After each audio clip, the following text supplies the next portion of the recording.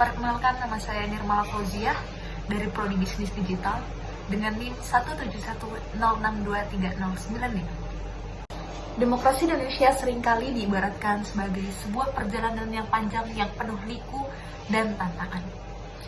Sejak era kemerdekaan, sistem pemerintahan kita telah melalui berbagai fase, dari demokrasi parlementer hingga demokrasi Pancasila.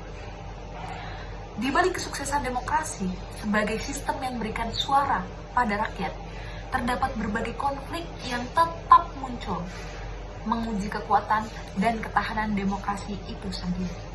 Perjalanan demokrasi Indonesia tidak terlepas dari berbagai konflik internal.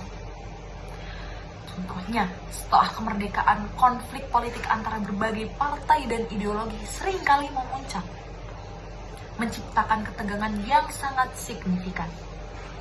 Peristiwa G30 SPKI pada tahun 1965 adalah salah satu contoh tragis dari konflik politik yang mengakibatkan perubahan besar dalam struktur pemerintahan dan kehidupan politik di Indonesia ini.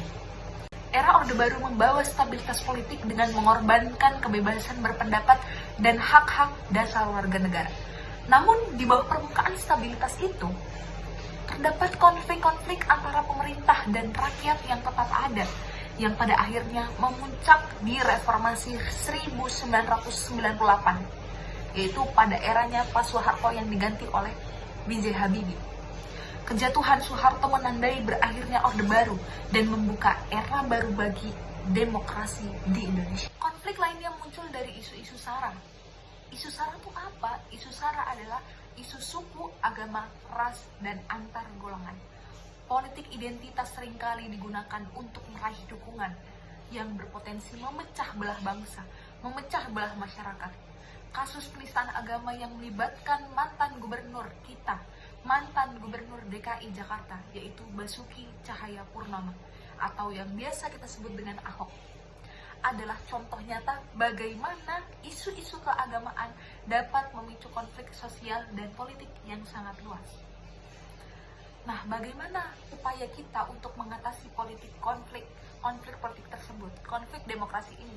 Untuk mengatasi konflik dalam demokrasi diperlukan pendekatan yang holistik dan berkelanjutan.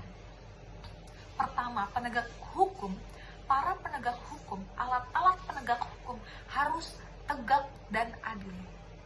Tidak bisa fleksibel, harus sesuai dengan peraturan negara Indonesia. Lembaga penegak hukum harus bebas dari intervensi politik dan berkomitmen terhadap prinsip keadilan. Kedua, pendidikan politik harus ditingkatkan. Pendidikan kepolitikan itu tidak boleh kita tinggalkan, seperti pendidikan kewarganegaraan. Dalam perjalanan demokrasi, konflik adalah sesuatu yang tidak dapat kita hindari. Namun, bagaimana kita menghadapinya, itulah yang menjadi masa depan bangsa. Mari kita bersama-sama menjaga demokrasi Indonesia. Bukan hanya sebagai sistem pemerintahan, tetapi sebagai prinsip hidup yang mendasari setiap tindakan kita.